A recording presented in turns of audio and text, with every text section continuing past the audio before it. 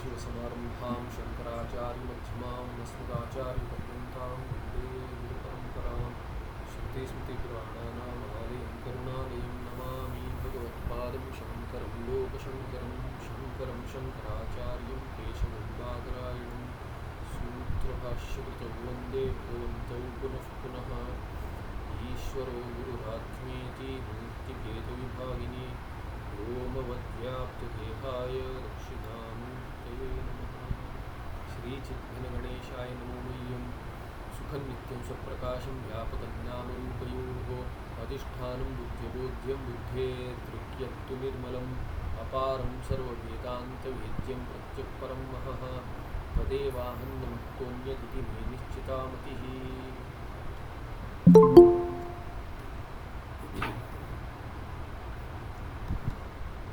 पिछले पाठ में हमने देखा कि जीव का लक्षण सिद्ध हो गया उदाहरण से, और उसके बाद ईश्वर का लक्षण भी बता दिया उसी उदाहरण को लेकर। घटाकाश घटस्थ जल और मेघाकाश मेघस्थ जल, उससे जीव और ईश्वर की परिभाषा समझा थी। अभी ब्रह्म क्या है ये समझाने के लिए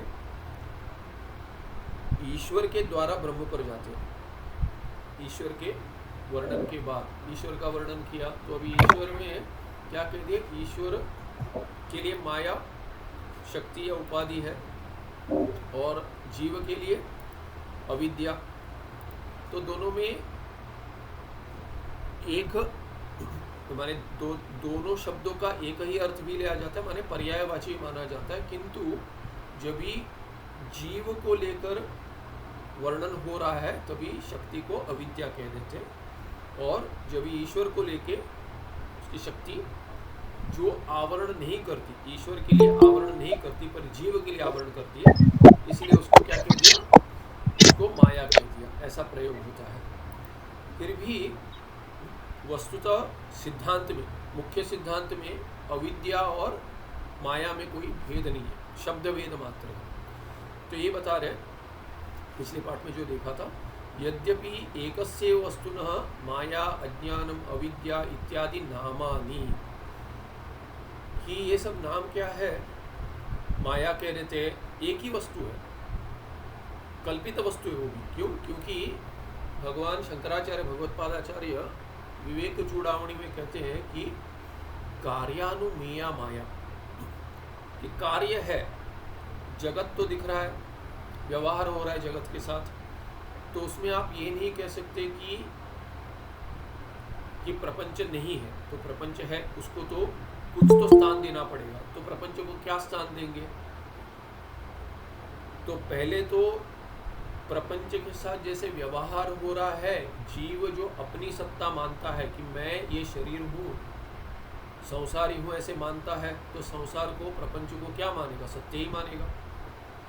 तो अपने आप को सत्य मानता है संसारी रूप में, इसीलिए संसार भी सत्य ही मानना पड़ेगा। संसार को नहीं कह सकते मिथ्या है, माया नगरी इत्यादि कह देते हैं, किंतु क्या है कि जब तक शरीर को सत्य मान रहे हो, कैसे शरीर सत्य करके नहीं कह रहे हो, पर क्या क्या कह रहे हो कि मैं पुरुष हूँ, स्त्री हूँ, बालक हूँ, बूढ़ा हूँ, एक दिन मर जाऊँगा, ऐसे सब जो प्रयोग करते हैं शरीर को लेकर करते हैं, या अंतःकरण को लेकर करते हैं। अरे पहले तो मेरी स्मृति ऐसी थी, अभी बुढ़ापा आ रहा है, स्मृति नहीं रही। पहले रुद्रकंठस्थ था, अभी तो अष्टाध्यायी के एक सूत्र भी स्मरण नहीं है। पूछेंगे कि वृद्धि या गुण क्या है, वो भी स्मरण नहीं आ रहा है। ऐसे हो जाता है बहुतों का। तो क्या कहते हैं कि अंतःकरण का जो कार्य है, स्मृति, चित्त कह देते हैं, उसके साथ अभिमान हो गया, तादात्म्य संबंध हो गया। इसीलिए स्थूल शरीर या सूक्ष्म शरीर के साथ तादात्म्य संबंध हो रहा है, उसको सत्य मान रहा है। भाषा में पता चल रहा है, भाषा में माने वो ऐसे ही बात करते समय प्रयोग नहीं कर रहे वाक्य में, ऐसे मानता है वैसे कि मैं बूढ़ा हो रहा हूँ, ऐसे मानता है अंदर।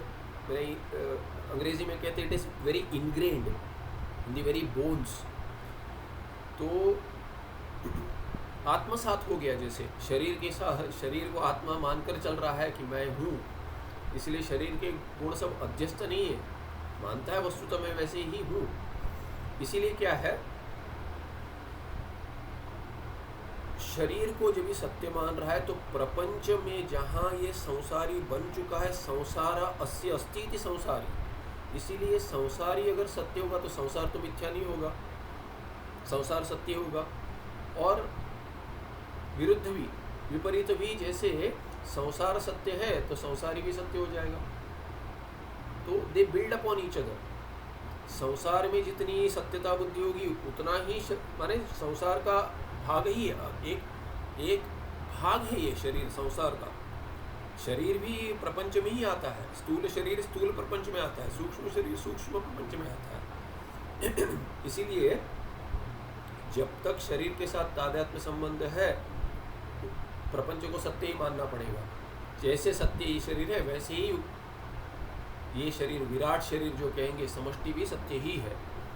और जब तक वो समष्टि प्रपंच इत्यादि विषयों को सत्य मानेगा, उसमें आशा करेगा, उसमें कामना होगी, प्राप्त करने के लिए कर्म करेगा, तो अविद्या दिखलाती है अविद्या, अविद्या काम कर्म, ऐसे त्रय चलता है। अविद्या है, काम रहेगा, काम है तो उसके लिए कर्म करेगा, प्राप्त करने के लिए कामना का विषय। इसलिए वहाँ सत्यत्व बुद्धि होगी, जो शरीर में सत्यत्व बुद्धि होनी ही है, उसको लेकर ही चल रहा है। इसीलिए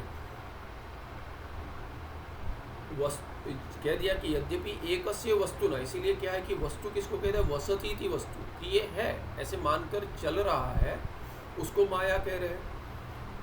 तो वैसे ही इसका जो कार्य जो देख रहे प्रपंच, उसका कारण क्या है, तो कारण तो ईश्वर है। तो ईश्वर वस्तुतः अगर सच्चिदानंद ब्रह्म है, निर्गुण ब्रह्म है, तो ये कार्य कैसे बनाएंगे।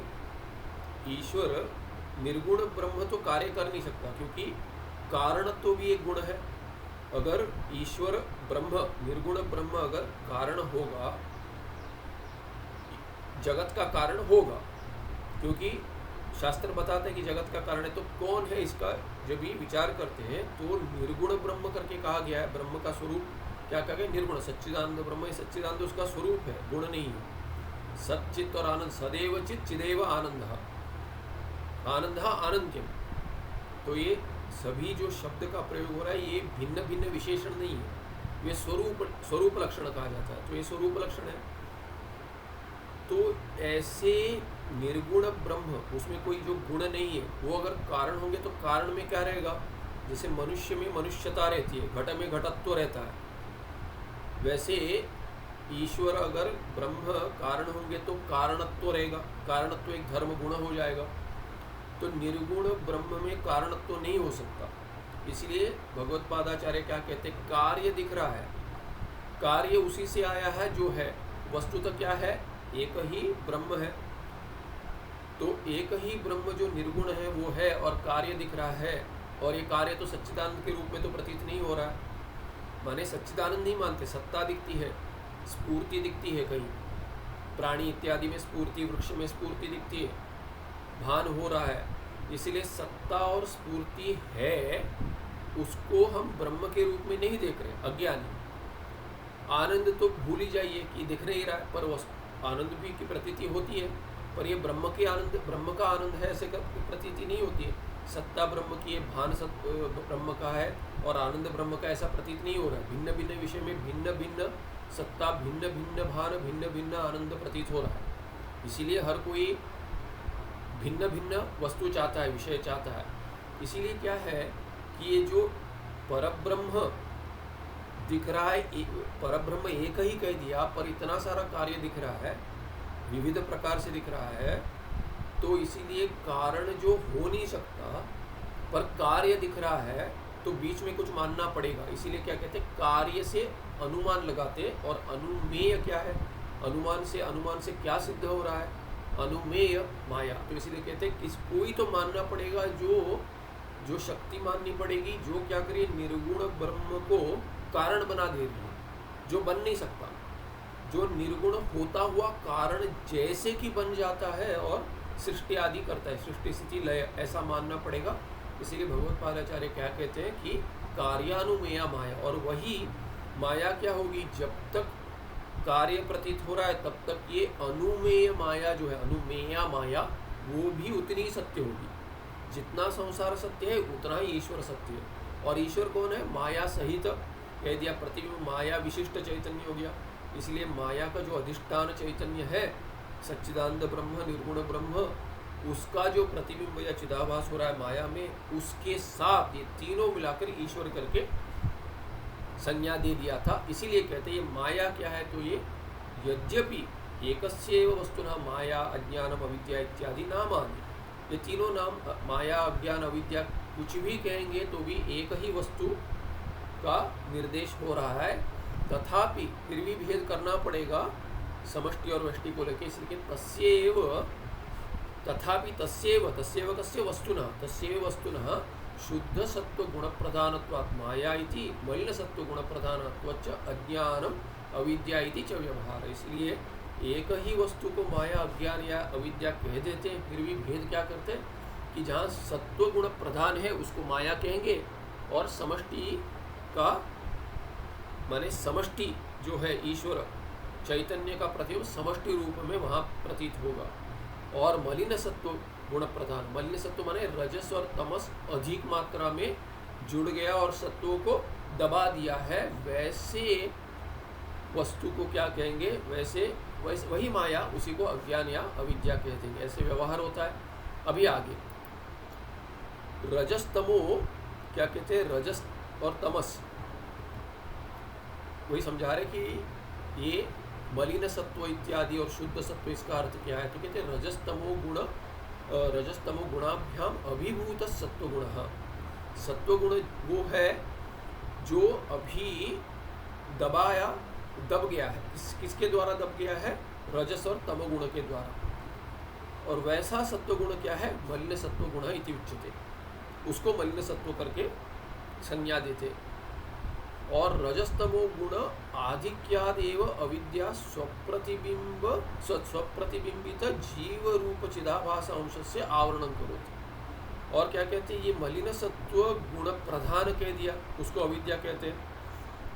तो जो माया या अविद्या जो कह रहे हैं उसमें भेद क्या हो गया, माया में सत्व गुण प्राधान्य है और अविद्या में क्या है कि मलिन सत्व प्राधान्य। मलिन सत्व माने रजस और तमस अधिक है, सत्व नहीं है ऐसा नहीं है, पर सत्व को अभिभूत कर दिया माने दबा दिया है, सत्व का कार्य अधिक नहीं हो पा रहा है, तमस और रजस का कार्य अधिक दिख रहा है। और तमस का क्या कार्य क्या है, तमस क्या कर देता है, जैसे तमस क्या है, तमस माने प्रकाश के अभाव को तमस नहीं कहते। मीमांसा में, मीमांसा शास्त्र माने पूर्व मीमांसा और उत्तर मीमांसा दोनों में, उत्तर मीमांसा माने वेदांत, तो दोनों में भी तमस को अभाव रूप नहीं माना गया। ये तो तार्किक कहते हैं, तर्कशास्त्र जिन्होंने पढ़ा है उधर क्या तार्किक क्या कहते, तमस को भिन्न पदार्थ नहीं मानते। क्या कहते हैं, तमस माने प्रकाश का अभाव, तो जो प्रकाश का अभाव है उसी को क्या कहेंगे, तेजस, तेज का अभाव, उसी को कहते हैं तमः। और विज्ञान साइंस में भी ऐसे ही मानते हैं। फिर भी मीमांसा में चर्चा होती है और क्या कहते हैं कि इसीलिए देखिए गाढ़ा अंधकार कहते हैं, अंधकार माने अंधकार कितना अंधकार है कि अगर अंधकार है, अमावास्या का जो अंधकार है कि कुछ नहीं दिख रहा है, वहाँ पे बिजली चली गई, कुछ नहीं है। तो जो गाढ़ अंधकार है कि आँख खोलकर भी कुछ नहीं दिख रहा, आँख खोलकर भी कि खिड़की है कि दरवाजा ऐसा नहीं दिख रहा, क्योंकि बाहर तो प्रकाश है ही नहीं। और इसलिए जब घर में है तो अगर खिड़की खुली है तो कहाँ खिड़की वो दिख जाती है। अगर जैसे तेज हवा या बारिश आ रही है और आप सोचते खिड़की बंद कर दें, खिड़की तो तब बंद करेंगे तो खिड़की जहाँ है पता चले, पर खिड़की अगर दिख नहीं रही तो कहाँ जाएंगे, अंधेरा है, बाहर भी अंधेरा है, अंदर भी अंधेरा है। तो इसलिए इसी को गाढ़ अंधकार कह देते। तो यहाँ कितना प्रकाश रहना चाहिए कि खिड़की दिख जाए, थोड़े से चल जाएगा। अगर थोड़े से प्रकाश से खिड़की दिख जाएगी फिर भी थोड़ा तमस रहेगा, कहीं और तमस रहेगा। उसको हटाने के लिए और और थोड़ा प्रकाश चाहिए, और थोड़ा प्रकाश चाहिए, ऐसे करते करते प्रकाश में भी कितना प्रकाश चाहिए वो तो उस पर निर्भर करेगा कि कितना तमस है। ऐसे समझ सकते हैं कि तमस और प्रकाश में विरोध है। इसलिए भगवान भाष्यकार अविद्या और ज्ञान और अज्ञान का विरोध कैसे कह रहे थे? युष्मदस्मद प्रत्यय का विरोध कह रहे थे, तमः प्रकाशवत विरुद्ध स्वभावयो हो। आत्मा और अनात्मा में विरोध कैसा है? तमस और प्रकाश में जैसा विरोध है। और ये क्या कि म्यूचुअल है, अन्योन्य विरोध है। ऐसा नहीं है कि केवल प्रकाश का तमस के साथ विरोध है। इसीलिए तमस का ही प्रकाश के साथ विरोध कर रहे थे। अगर नहीं होता तो थोड़े प्रकाश से पूरा तमस जाना चाहिए, जाता है। गाढ़ अंधकार होगा तो थोड़ा आपने एक दीप जला दिया तो नहीं जाता, क्योंकि उस तमस का भी प्रकाश के साथ विरोध है। ऐसे मीमांसक में समझाते हैं। तो तमह जो है ये यत्किंचित भाव रूप मानते हैं। और उस वही उदाहरण दिया गया है अज्ञान को समझने के लिए। सिर्फ अज्ञान भी क्या है? देखिए, तात्पर्य अज्ञान को भाव रूप कहने में नहीं है कि अज्ञान है कुछ वस्तु, ऐसे कहने में तात्पर्य नहीं है कि अज्ञान है, ऐसे कहने में नहीं है। यत्किंचित वस्तु है जो विरोध करेगा। अज्ञान का नंज जो है वो किस अर्थ में है? विरोधार्थ नंज है। 6 अर्थ है नंज के, जिन्होंने संस्कृत व्याकरण पढ़ा है। एक विरोधार्थ है, एक अभावार्थ है। तो अभावार्थ में नहीं आता है अज्ञान में, अविद्या में। नंज जो है अज्ञानम, वो जो है नंज, वो अभावार्थ में नहीं है कि ज्ञान का अभाव को, ज्ञान के अभाव को अज्ञान नहीं कहते। माने अंग्रेजी में इग्नोरेंस कह रहे थे, वैसा नहीं है। इग्नोरेंस माने क्या है कि शुद्ध अभाव रूप। इग्नोरेंस ऑफ समथिंग कहेंगे। अभी ऑफ समथिंग कहेंगे तो विषय बन रहा है, इसीलिए विषय बन रहा है। अगर अज्ञान विषय रहा, अगर अभाव रूप होगा तो विषय कैसे लेगा? इग्नोरेंस करके भी अगर अनुवाद कर देंगे अंग्रेजी में, फिर भी प्रश्न ही होता है। आई एम इग्नोरेंट कहेंगे, कोई कुछ बात कर रहा है, कहते हैं pardon my ignorance. About what? जो चर्चा चल रही है, जो विषय चल रहा है, उसी में वो अपने अज्ञान प्रकट कर रहा है ना। कह रहा है कि इस विषय में मेरा अज्ञान है, तो विषय ले रहा है। तो विषय, जिस विषय का ज्ञान का अभाव है, नहीं कह सकते उस विषय का के ज्ञान का अभाव है। तो दो ज्ञान के अभाव में, दो अभाव में आप भिन्नता कैसे करेंगे? कि यहाँ पे अगर आपके सामने अगर हाथी है, किसी के भी रूम में हाथी है क्या? गोष्ठ में कहीं भी हाथी नहीं है, तो कहेंगे यहाँ अभाव है। किसका अभाव है पूछूंगा? हाथी का अभाव है। फिर कहेंगे ठीक है, शेर है क्या? वो भी नहीं है। देखिए, घटपट नहीं कह सकते। किसी के अभी प्रकोष्ठ में घटपट होगा तो उदाहरण के लिए वो नहीं चलेगा, इसलिए हाथी कह रहा हूँ कि हाथी तो कहीं नहीं है। मैं समझ सकता हूँ किसी के घर में हाथी नहीं है, तो हाथी का अभाव है या शेर का अभाव है, दोनों में भेद कैसे करेंगे? अगर अभाव, शुद्ध अभाव रूप अगर मानते हैं कि अज्ञान भी वैसा ही है कि यहाँ भी अभाव है, तो पूछने की आवश्यकता नहीं है। अगर अभाव रूप है तो किसका अभाव है, फिर भी पूछते हैं। तो इसलिए शुद्ध अभाव नहीं है। इसलिए तार्किक क्या करते हैं? अगर अभाव बात कर रहे हैं तो उसके लिए प्रतियोगी चाहिए, किसी का अभाव का प्रतियोगी होना चाहिए। प्रतियोगी माने अगर घट का अभाव कहते हैं, यस्य अभाव सह प्रतियोगी, यस्य अभाव उच्यते। अभी घट के अभाव की चर्चा करें तो घट प्रतियोगी बनेगा। किस अभाव का? घटाभाव का प्रतियोगी बनेगा। तो हस्ती अभाव, हस्ती का जो अभाव है उसका प्रतियोगी घट नहीं बनेगा, हस्ती ही बनेगा। हाथी के अभाव का प्रतियोगी हाथी बनेगा, घट के अभाव का घट बनेगा, पट के अभाव का पट बनेगा। तो ऐसे वहाँ पे अभाव, जो तार्किक जिस अभाव की बात करते हैं वो अभाव जो पदार्थ है। पर अज्ञान जो अभी इग्नोरेंस कहेंगे, अगर कहेंगे कि अज्ञान माने ज्ञान का अभाव मानेंगे, वहाँ अभाव पदार्थ नहीं मानते हो। जो कह रहे थे, कुछ है लोग जो कह रहे थे कि अज्ञान माने कुछ है नहीं। अगर कुछ है नहीं तो कैसे भेद करेंगे कि क्या नहीं है? हाथी नहीं है, शेर नहीं है, दोनों नहीं है, तो यहाँ पे अभाव है कह देंगे।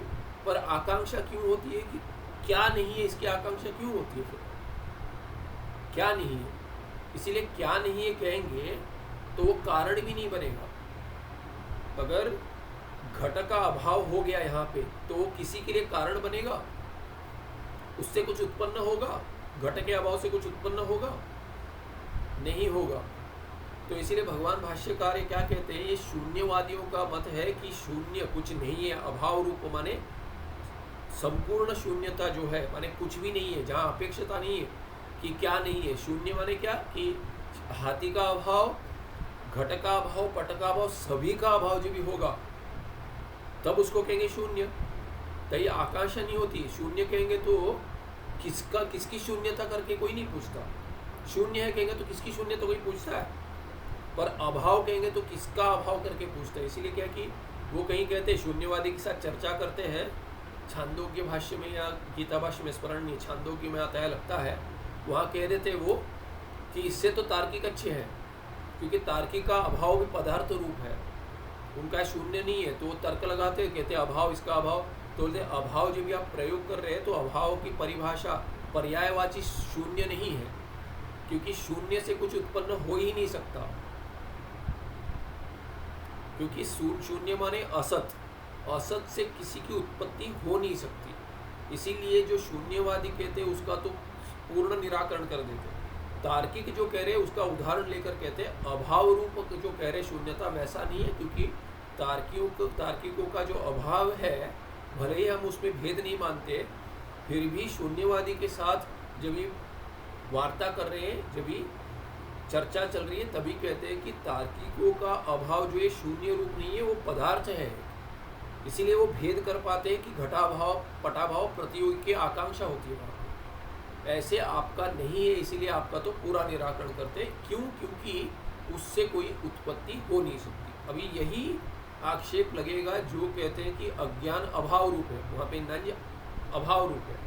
अगर अविद्या अज्ञान में अभाव रूप में नंज है तो क्या हो जाएगा, उससे संसार की उत्पत्ति नहीं होगी, ना ही वो आवरण कर पाएगा, ना ही विक्षेप होगा। चैतन्य स्वरूप का आवरण इसीलिए कर पा रहा है क्योंकि वो यत्किंचित भाव रूप है। ये नहीं कहते हम सदरूप है, विवक्षा ये नहीं कि सत है, ब्रह्म जैसे सत नहीं मानते हम। क्या कहते सरसत सदसत भिन्न मानते, मिथ्या ही मानते।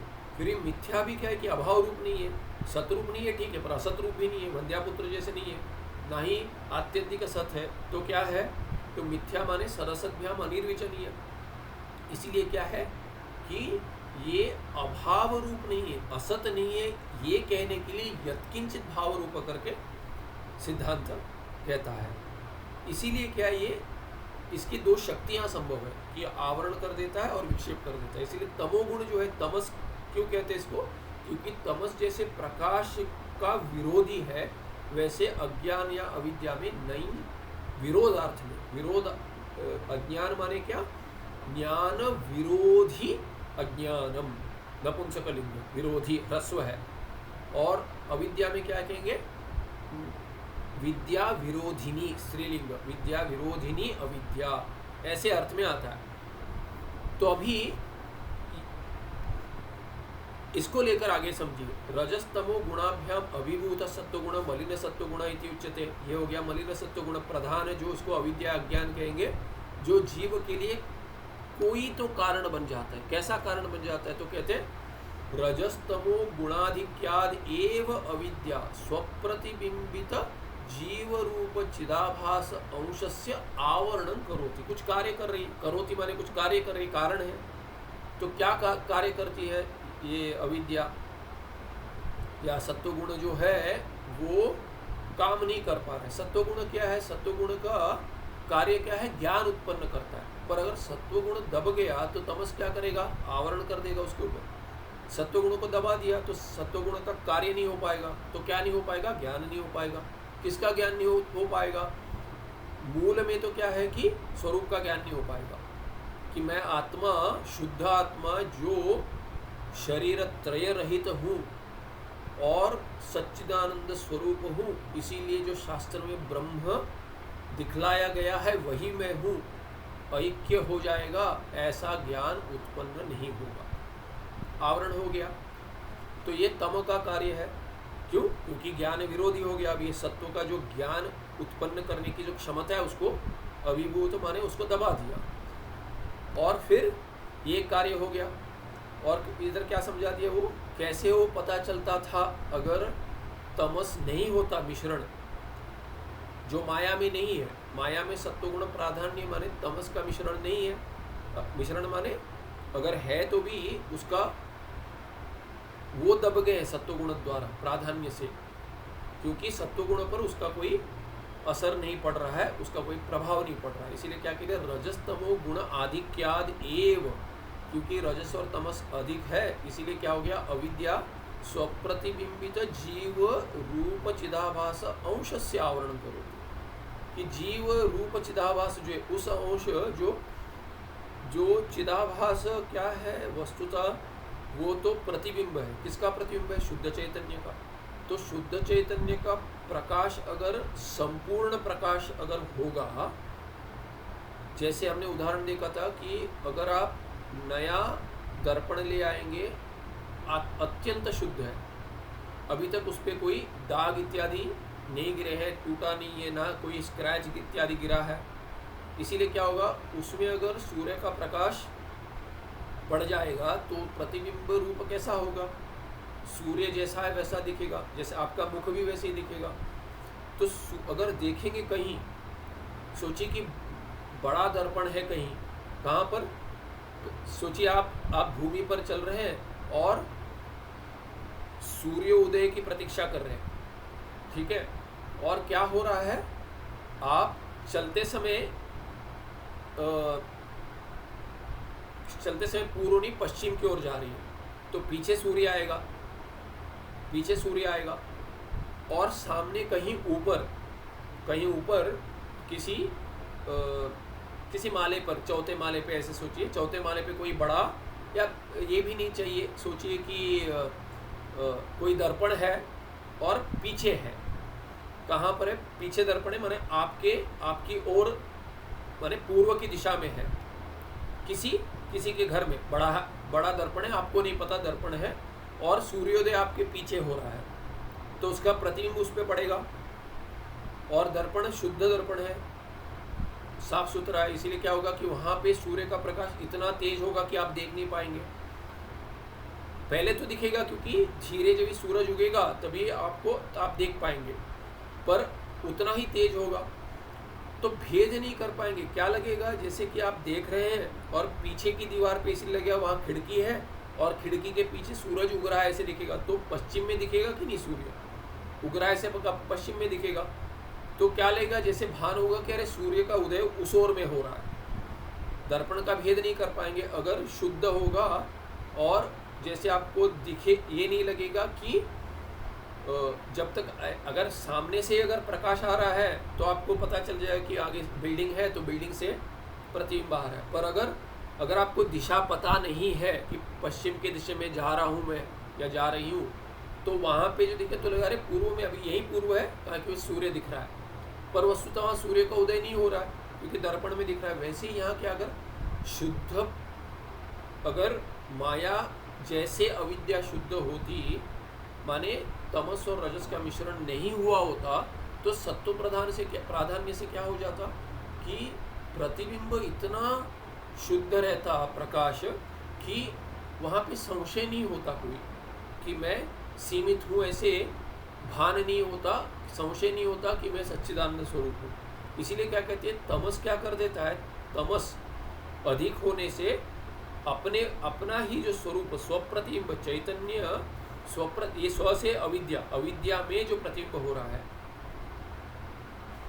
रजस्तमो गुणाधिक्यादि एवं अविद्या है इसके पहले, इसलिए स्वप्रतिबिंबित कह दिया, तो स्व माने स्वस्मिन अपने ही में, अविद्यायाम प्रतिबिंबित क्या है, जीव रूप चिदाभास, प्रतिबिंब हो गया, इसलिए उस प्रतिबिंबित जो उसको क्या कहें, जीव का रूप जो है चिदाभास है, उसका जो चिदाभास अंश है, क्योंकि प्रतिबिंब सहित चैतन्य और प्रतिबिंब जहाँ हो रहा है वो अधिकरण भी, माने अविद्या में प्रतिबिंब हो रहा है। पिछली बार निर्णय कर लिया था कि अंतःकरण में प्रतिबिंब है, उससे तो क्या है कि अविद्या में प्रतिबिंब लेंगे तो श्रेष्ठ है जीव के लक्षण में। क्यों? क्योंकि सुषुप्ति में भी अविद्या होती है पर अंतःकरण नहीं होता। अगर स्मरण करेंगे तो ये निर्णय हुआ था।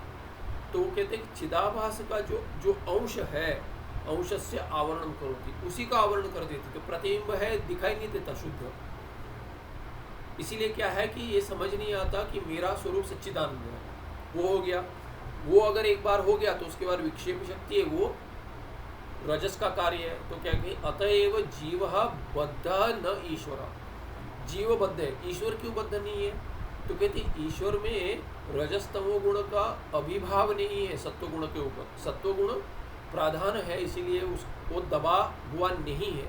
दबा हुआ नहीं उसका अर्थ क्या है? इसका अर्थ है कि प्रकाश जो है उसका प्रतिबिंब चैतन्य प्रकाश अपने में अविद्या में माया में बहुत ही साफ दिखाई दे रहा है, इसलिए आवरण नहीं है। आवरण नहीं है तो अगर आवरण नहीं होगा तो ईश्वर को संसारित्व भान नहीं होगा, क्योंकि उसको पता है कि मैं सच्चिदानंद ब्रह्म हूँ, इसीलिए जीवबद्ध हो जाता है, ईश्वरबद्ध नहीं हो जाता। सर्वाधिष्ठान भूत शुद्ध चैतन्य सहित माया प्रतिबिंबित चिदाभास रूप ईश्वर तत्पद वाच्यार्थ। इसीलिए जो तत्वमसि महावाक्य है उसमें तत्व में क्या लिया जाता है? ईश्वर। तो ये सर्वाधिष्ठान भूत शुद्ध चैतन्य जो है उसको नहीं कहते ईश्वर, वो तत्वपद का वाच्यार्थ नहीं है। तत्पद का तत्पद तत्त्वमसि जब श्वेत केतु को कह दिया पिता ने, आचार्य ने, तो तुम तत्व हो माने क्या हूँ मैं, वो क्या समझे मैं क्या हूँ।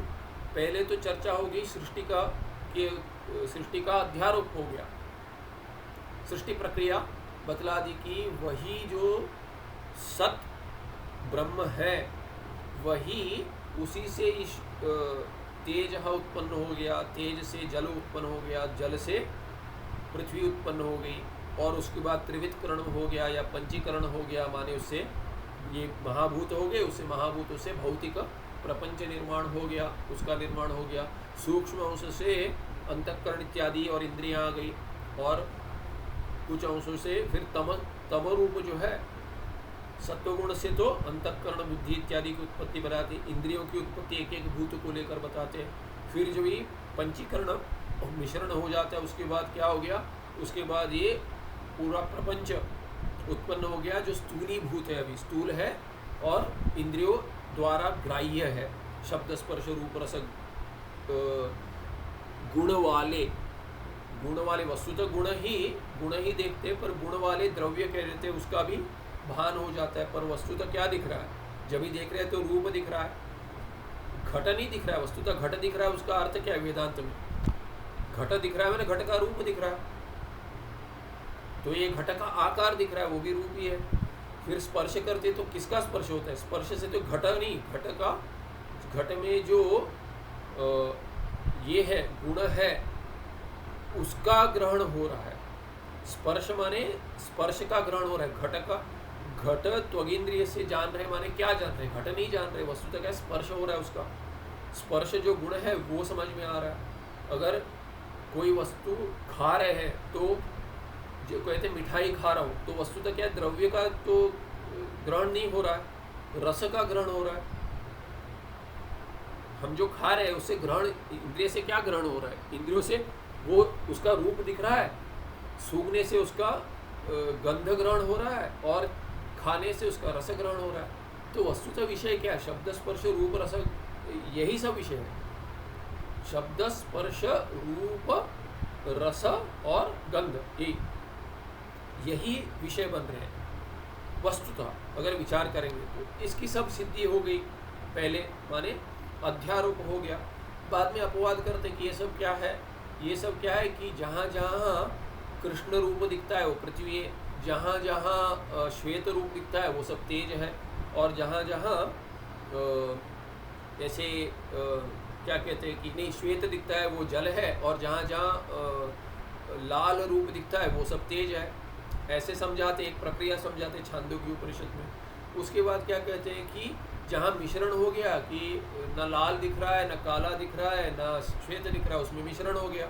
इसलिए सब क्या है कि ये सभी तेज जल और पृथ्वी के ही कार्य है, ये समझ लो। इसलिए जहाँ से उत्पन्न हुई मिश्रित होकर भी उसी में सूक्ष्म में चले जाओ, बुद्धि में, विचार में। तो ये प्रपंच में जो जो प्रतीत हो रहा है, जो जो दिख रहे हैं, जो जो सूंघ रहे हो, जो जो वो सब दिख रहा है, माने केवल वो दिखना नहीं, वो सब क्या है कि उपलक्षण है। तो जो स्पर्श भी करो तो एक प्रक्रिया समझा दी, उसके द्वारा कैसे कार्य से कारण में जाए, और कार्य कारण अभिन्न है, कार्य की सत्ता कारण की सत्ता से भिन्न नहीं है। ऐसे एक प्रक्रिया समझाकर उससे आप कारण में जाओगे, कारण से सूक्ष्म कारण में जाओगे, और सूक्ष्म महाभूत से कहाँ जाओगे, जहाँ से उत्पन्न हुआ वहीं जाओगे, माने सद ब्रह्म पर। तो वो सद ब्रह्म जो कारण बना है वो तुम हो, माने वो कारण कौन बनेगा, अभी माया सहित, यही समझा रहे हैं यहाँ पे कि माया सहित ही कारण बनेगा, कोई निर्गुणित कारण नहीं बनेगा। तो ईश्वर की परिभाषा क्या है, माया सहित प्रतिबिंब है चैतन्य। इसीलिए जो चिदाभास है माया में, उसी को कह दिया तत् ईश्वर, ना कि शुद्ध चैतन्य। तो शुद्ध सच्चिदानंद को तुम करके नहीं कहा, तुम कौन हो, ईश्वर हो करके कह दिया, तत्त्वमसि। तो वो कह रहे हैं कि ईश्वर तत्पद वाच्यार्थ, तत्पद का वाच्यार्थ है। अभी त्वमपद का वाच्यार्थ क्या है, वो जीव श्वेत केतु जो संसारी मानता है अपने आप को। तो ईश्वर के और जीव को एक कह दिया, वो एकता कैसे होगी, संभव ही नहीं है। जो ईश्वर सृष्टि करता है और मैं अपने आप को क्या है कि यहाँ जन्म लिया है ऐसा सृष्ट मानता हूँ, सृष्ट जीव और सृष्टिकर्ता एक कैसे होंगे, सर्वशक्तिमान और अल्पशक्तिमान मैं एक कैसे होऊंगा, फिर सर्वज्ञ ईश्वर और मैं अल्पज्ञ एक कैसे होऊंगा। जिसको वृद्धि राधेच स्मरण नहीं आता, सोचना पड़ता है कि वृद्धि राधेच है कि वृद्धि रेची है, उसमें जब भी मोह हो जाता है, वैसा वाला मैं अल्पज्ञ कैसे मैं ये बनूंगा, ईश्वर बनूंगा सर्वज्ञ। तो इसीलिए इसमें तो विरोध है। तो विरोध जहाँ होता है लक्षणा लेनी पड़ती है। वाच्यार्थ की एकता में जब भी विरोध है, एकता में नहीं, वाच्यार्थ जब भी नहीं बैठ रहा। मीमांसा माने क्या, पूजित विचार, विचार करना है। तो उत्तर मीमांसा ही पूर्व मीमांसा को देखकर सीखती है। वेदांत कैसे करता है, जहाँ कुछ वाक्य का निर्णय नहीं हो पा रहा है, क्योंकि इसका जैसे अर्थ दिख रहा है, पद का अर्थ लेंगे और वाक्य अर्थ क्या है उसका संबंध भी दिखलाता है। जब भी एक कोई वाक्य पढ़ रहे हैं, जैसे सिंहो मानव का, मानव का माने बालक, सिंह कह दिया, तो सिंह कौन है, सिंह कहने से क्या क्या आ रहा है, बुद्धि में क्या आ रहा है, ऐसे सिंह की प्रतीति जो हो रही है जिसको हमने देखा है। अगर कहीं नहीं देखा है, जंगल इत्यादि में तो देखा नहीं है, या तो प्राणी संग्रहालय में देखा होगा, या तो नेशनल ज्योग्राफिक इत्यादि पर देखा होगा। आजकल के बच्चों ने पता नहीं कहीं देखा भी है कि नहीं, उसी में देखा है, या तो कार्टून में देखते हैं, तो वही सिंह है करके मान लीजिए। तो वो सिंह और बालक तो सबको पता है। तो ये बालक सिंह में एकता कैसे होगी।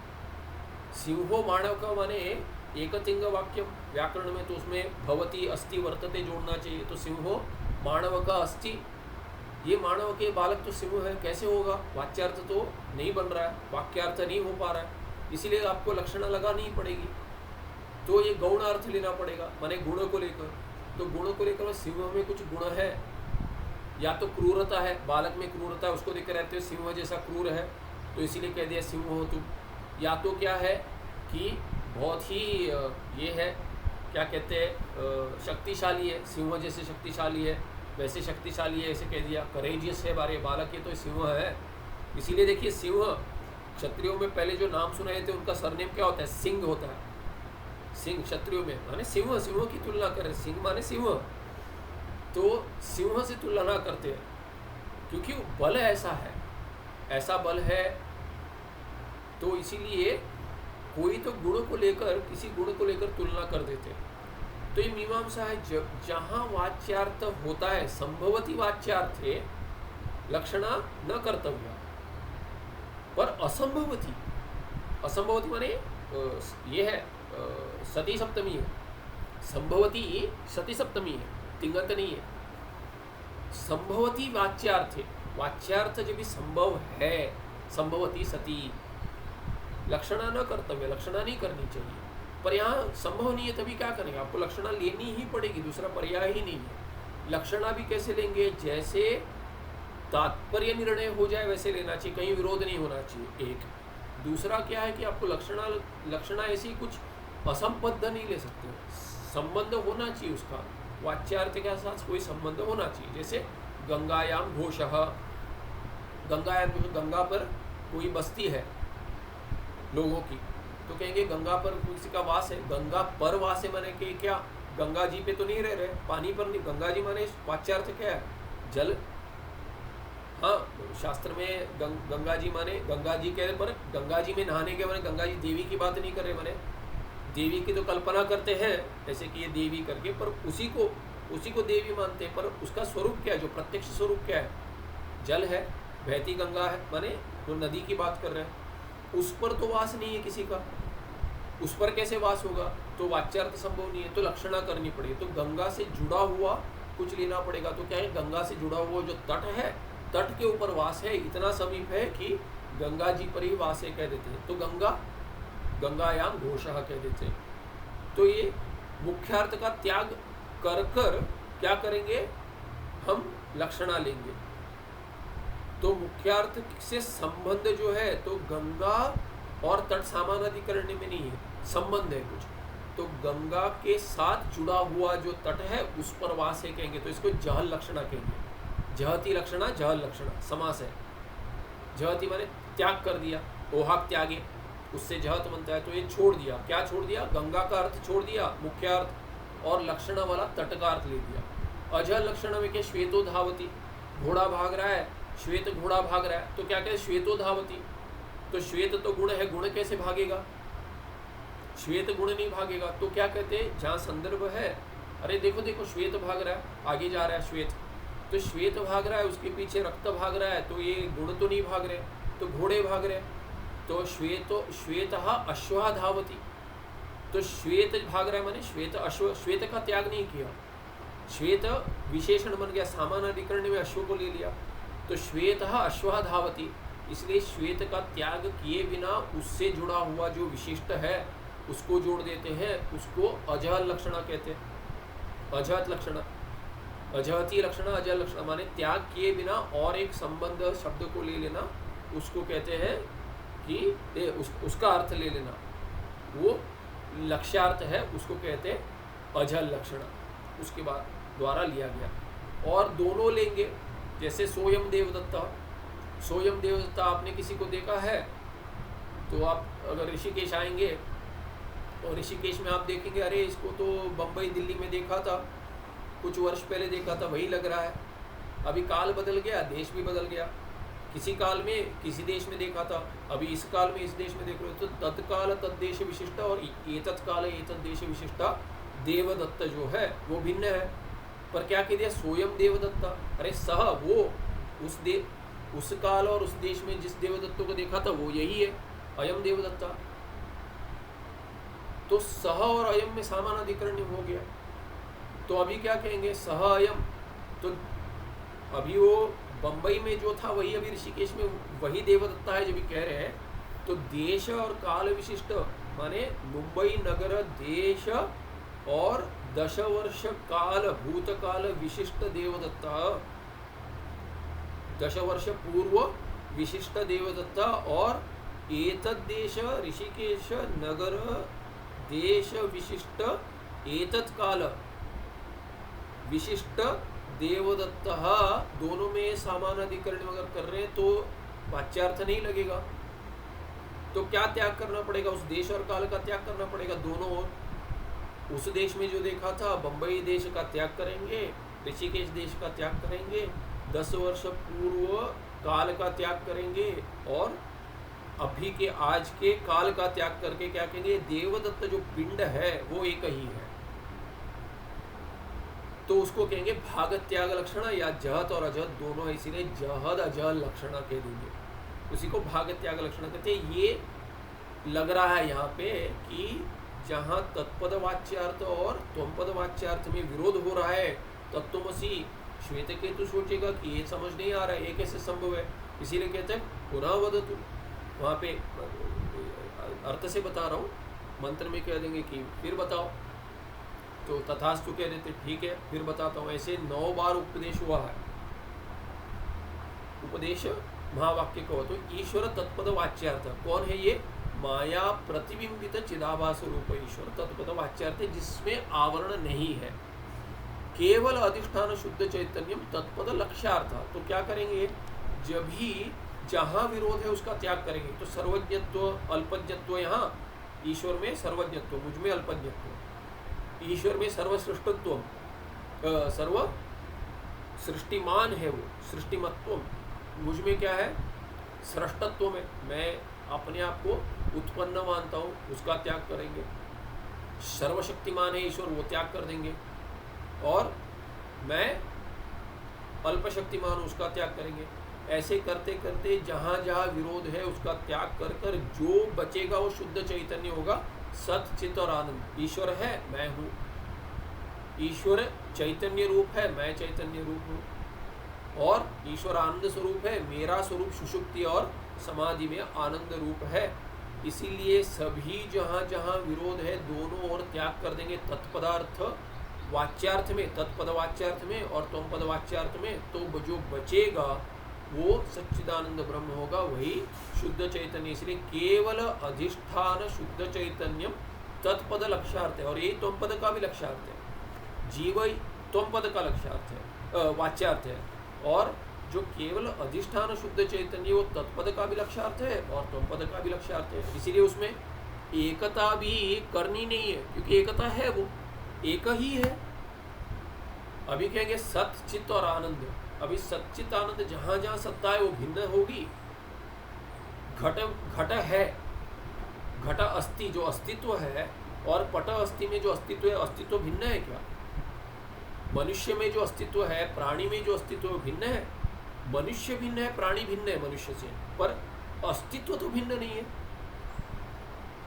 और आप अपने आप को चैतन्य स्वरूप मानते हो, मैं भी चैतन्य स्वरूप मानता हूँ, प्राणी भी मानती है कि मैं चैतन्य स्वरूप हूँ। तो उस चैतन्य चिद स्वरूप में, शुद्ध चैतन्य में क्या विरोध होगा? क्या भिन्नता होगी? भिन्नता संभव नहीं है। कि कुछ लेकर ही भिन्न दिखाएंगे, कैसे समझाएं कि चैतन्य भिन्न है? नहीं समझा सकते। प्राणी में जो चैतन्य है और पौधे में जो चैतन्य है और मुझ में जो चैतन्य अंश है, उसमें कोई भिन्नता नहीं दिखा सकते। और आनंद जो है, अभी देखिए कि मुझे जो जिसमें आनंद लग रहा है, आपको जिसमें आनंद लाभ होता है विषय से, जैसे अगर मुझे मीठा पसंद है, खाने से आनंद होता है, आपको अगर तीखा खाने से आनंद होता है, समझिए ऐसे। किसी को भी वही सब नहीं खाते। और देखिए प्राणियां तो कुछ और खा लेती है, जो हम सोच भी नहीं सकते वो सब खाते हैं, उनको तो उसी में आनंद है। कहीं कहते थे कि जब भी भगवान नारायण ने वराह रूप लिया था, वराह क्या खाता है वो तो कह नहीं सकते क्या खाते हैं। अभी जो जो गंदा खाते हैं उसी में उनको आनंद है। उनको आप दे देंगे, अरे जैसे अभी कहते कुत्ते को घी हजम नहीं होता करके कहावत है, सच है कि नहीं मुझे नहीं पता, पर कह देते हैं। तो अभी घी जो पसंद है, जो वटु खाता है ब्रह्मचारी की, वेद पाठ मेरा और अच्छा हो जाए इसलिए उसको तो घी पिलाते हैं, कि घृत पिलाते हैं, पीना चाहिए उसको घी, नहीं तो वाक नहीं मिलेगा। वही क्या है कि छांदोग्य उपनिषद में आया है, वही वाक बन जाती है। जो तेज है वह उसका कार्य वाक है, इसीलिए घृत ये तेज रूप है। ये सब खाएंगे तो उसका जो स्तविष्ट अंश है वो सब चला जाएगा, पर जो उसका जो सार है वो क्या बन जाएगा? वो वाक रूप में होगा। इसीलिए वेद पाठ करते हैं, वेद तो खुले कंठ में बोलना है, पूरे कंठ में बोलना है। इसीलिए क्या है कि उसमें बहुत शक्ति लगती है वाक की, वाग इंद्रिय बहुत शक्तिमान होना चाहिए, शक्तिमती होनी चाहिए। स्त्रीलिंग है संस्कृत में, तो इसीलिए क्या है कि घी पिलाते हैं कि पियो इसको, खाओ, घी खाओ ज़्यादा। तो वही अभी कुत्ते को देंगे तो उसको हजम नहीं होता। श्रेष्ठ और तुलना क्या है, भगवान भाष्यकार भी देते हैं ये कि आयुर्वै घृतम, ये घृत घी क्या है? आयु है, शुद्ध घी, ये मिलावट वाला और डालडा वाला नहीं। ये जो शुद्ध घी है उसको शुद्ध घी माने देसी गाय के, शुद्ध देसी गाय का शुद्ध घी, ऐसे समझना चाहिए। आजकल उतना सब विशेषण जोड़ना पड़ता है कि घी की परिभाषा क्या है, शास्त्र में यही परिभाषा है। तो उस घी को आयु करके कहा गया है। तो ऐसा घृत जो खाना चाहिए, स्वादिष्ट भी होता है, खाने को स्वादिष्ट बनाता है, वो तो कुत्ते को पसंद नहीं है। पर कुत्ता या वराह जो खा रहे हैं, अभी देखिए नारायण अवतार इसलिए बताया कि ऐसा संबंध तादाद में हो जाता है कि उससे हटना इतना कठिन हो जाता है कि आकर उनको समझाना पड़ा कि आप तो स्वयं नारायण हो, आपने अवतार लिया है ये, क्योंकि उसी आनंद में पकड़ लिया, जड़ लिया। माया की शक्ति ऐसी है कि ईश्वर को आवरण नहीं होता है, फिर भी विक्षेप जब भी होता है तभी पकड़ लेती है, क्योंकि अवतार लिया तो उसका कुछ कार्य है, तो कार्य माने उसका कुछ कर शेष बाकी है। आगे आएगा कि अवतारों का प्रारब्ध कैसे होता है, कि वो अन्यकृत प्रारब्ध उनका, माने किसी भगवान कृष्ण तो गीताचार्य कह देते हैं कि ग्लानि जब भी होती है तभी अवतार लेंगे। यदा ही धर्म से ग्लानिर्भवति भारत कहते हैं, तभी क्या है कि तभी अवतरित हो जाते हैं। तो इसीलिए कि ग्लानि कभी धर्म की होगी तभी भी सभी प्रार्थना करेंगे, तभी अवतार लेंगे, इसलिए उसी से अवतार लिया उन्होंने, इसलिए वो सब प्रारब्ध में जुड़ जाएगा। तो प्रारब्ध में ऐसे जुड़ जाएगा, तो वहाँ कहते हैं अभी देखिए जो अच्छे वो अवतार चाहते हैं, जो बुरे अवतार चाहते हैं क्या, जो हमारा नाश करेंगे। जैसे अभी हम पढ़ते हैं राम जी या भगवान राम जी या कृष्ण जी आए थे, तभी उनको अवतार नारायण मानने वाले कम थे, मनुष्य मानने वाले अधिक थे, और उससे भी अधिक तो क्या कि विरोध करने वाले तो थे। तो ये कंस इत्यादि जो थे कि उनको कहा गया कि आपका अंत तो इन्हीं के द्वारा, इनके पुत्र के द्वारा होगा। तो क्या कर रहे थे, वो सबका नाश कर रहे थे। तो वो क्या बुरा चाहेंगे, तो वो भी प्रारब्ध में जुड़ जाता है कि सबकी इच्छा जो है कि अच्छों की भी इच्छा है कि आके अधर्मियों का नाश करें, और अधर्मी चाहते कि हमारा अच्छा चलते रहे, ये धर्म इत्यादि न चले।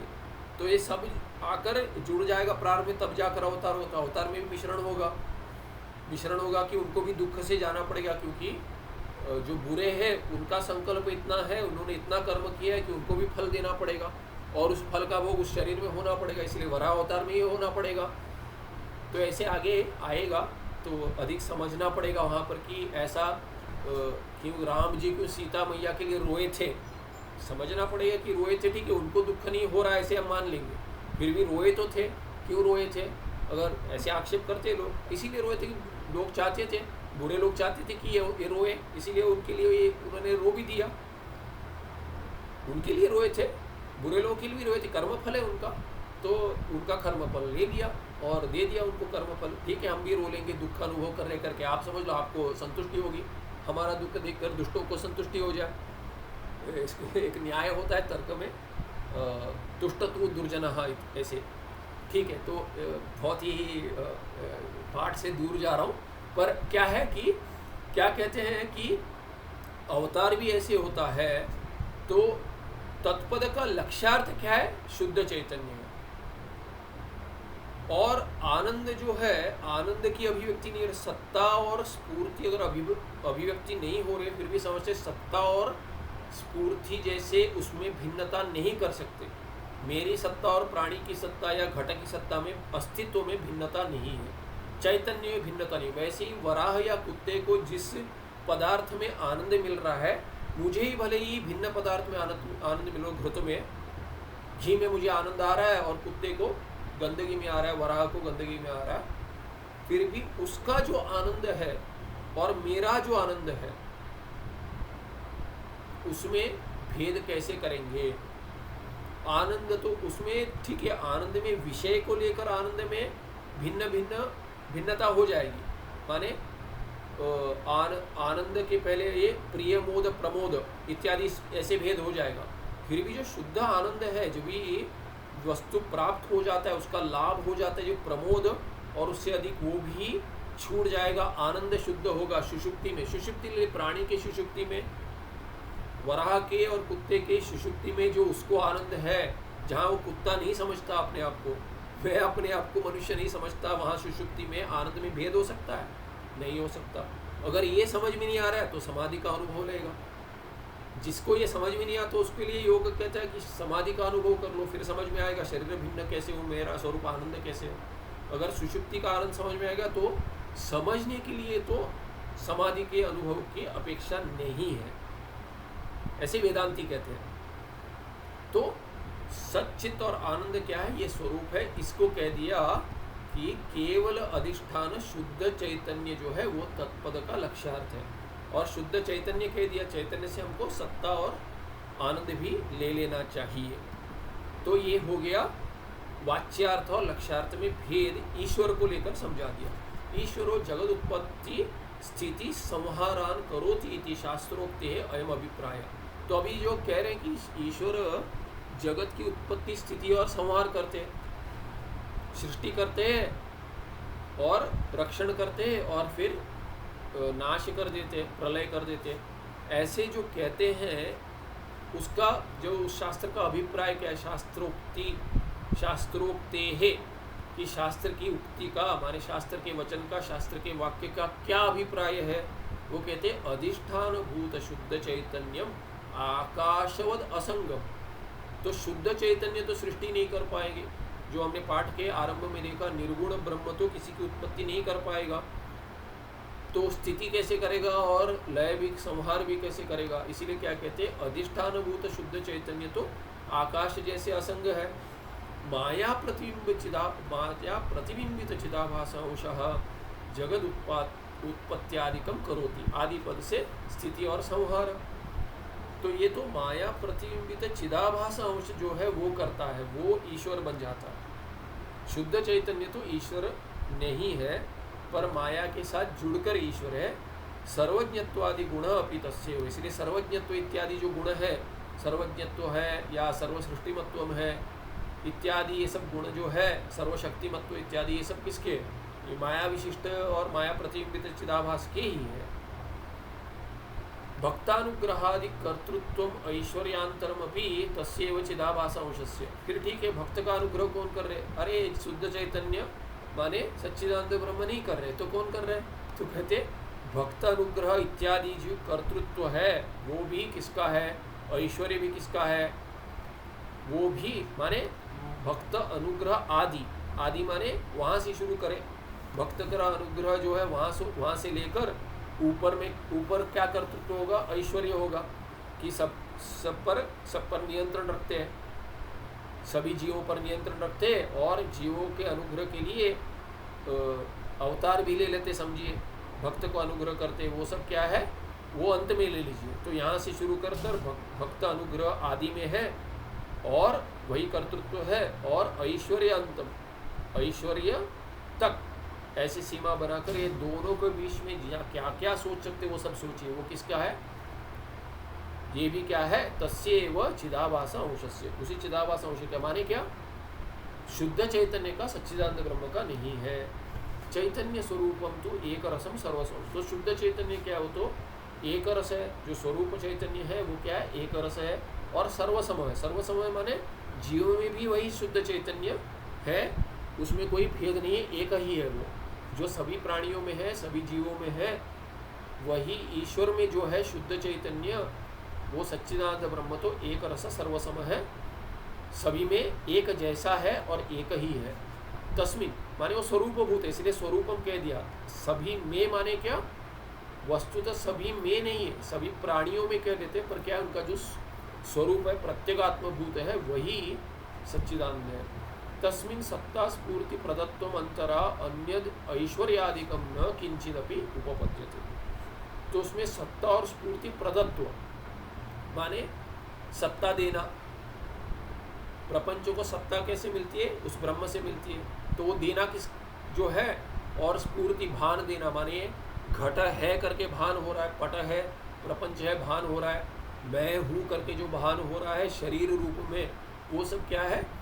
वो देना। प्रदत्व प्रकर्षेण जो देते हैं, देना क्या? प्रदत्वम अंतरा, उसको छोड़कर अन्यद ऐश्वर्यादिकम न किंचिदपि उपपद्यते। ऐश्वर्य इत्यादि ये संभव नहीं होगा उस चैतन्य में, शुद्ध चैतन्य में, सच्चिदानंद ब्रह्म में। और इसमें एक टिप्पण है। क्या टिप्पण देते?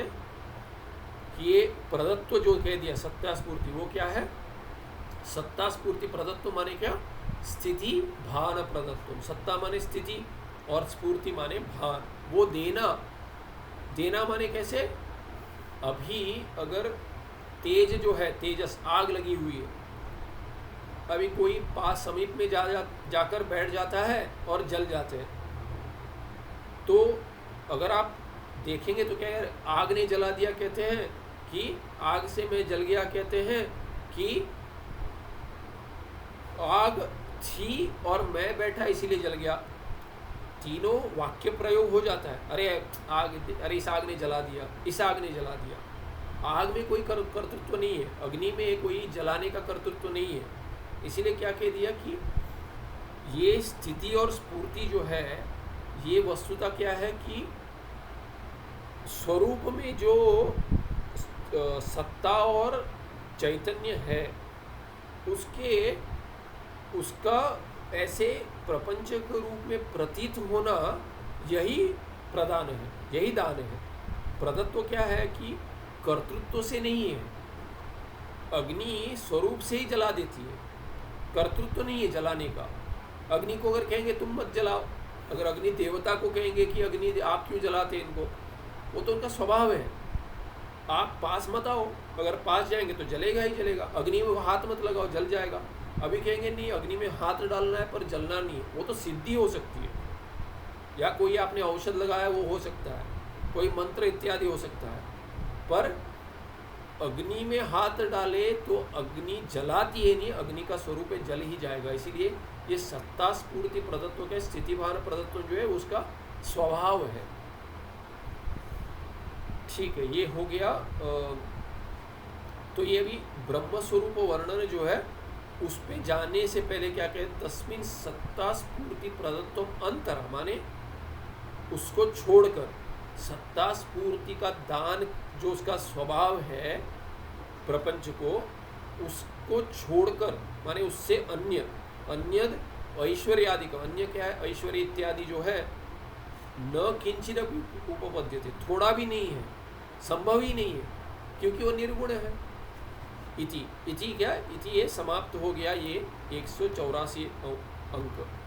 185 में कहते हैं ब्रह्म स्वरूप वर्णन। तो ये शुद्ध ब्रह्म जो सच्चिदानंद वो क्या है, उसी उदाहरण को लेकर अंत में समझाते, महाकाशवत ब्रह्मांडानाम अंतर्बहिश्च व्याप्य वर्तमानम अखंड परिपूर्ण चैतन्य ब्रह्म इत्युच्यते। तो ये ब्रह्म किसकी संज्ञा हो गई, महाकाश जैसे, महाकाशवत ब्रह्मांडानाम अंतर्बहिश्च, तो जितने ब्रह्मांड है, कहीं कहीं जो जो चर्चा होती है कि ये 7 लोक है, 14 लोक है, 3 लोक है, जो भी ले लो आप, और ब्रह्मांड मान लो, उसके बाहर भी कोई ब्रह्मांड मान लो, जहाँ जहाँ शास्त्र में चर्चा होती है, कल्पना करो या कल्पना होती है। विज्ञान में कहते हैं एवर एक्सपांडिंग यूनिवर्स, आजकल तो कहते हैं कि एलियंस कहीं है, कहीं और कोई जी रहे हैं क्या, वो देखते हैं, कुछ स्पेस में भेज देंगे, वहाँ से कुछ आ रहा है, इतने light years, billions of light years away करके कह देंगे वहाँ से कुछ आया है, AI से उसका अर्थ निकालेंगे, आर्टिफिशियल इंटेलिजेंस से।